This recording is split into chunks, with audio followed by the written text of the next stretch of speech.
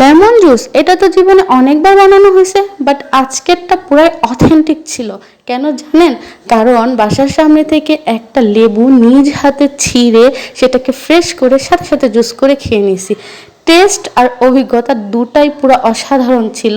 এই গ্রীষ্মের পড়ন্ত দুপুরে আমি বাসায় যখন আসলাম, আমার গরম লাগতেছিল, তো সাথে সাথে আমি ফ্রেশ একটা জুস করে খাইলাম। মানে শরীর আর মন দুটো একদম রিফ্রেশমেন্টের কাজ করছে।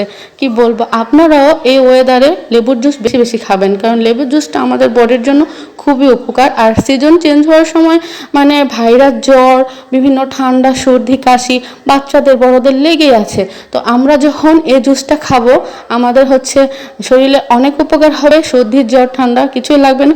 আর ভিটামিন সি তো আছেই। আর আমার মতো যদি এরকম গাছ থেকে ছিঁড়ে লেবুর সাথে সাথে জুস করে খান, তাহলে কি বলবো, মানে আলহামদুলিল্লাহ ফর এভরিথিং। আল্লাহ লাইফে অনেক কিছু দিয়েছেন। এই ছোট ছোট সুখগুলোই আমার কাছে অনেক কিছু। কেন জানেন? এগুলোই অনেকের কাছে স্বপ্ন। আলহামদুলিল্লাহ ফর এভরিথিং। ইয়ামি।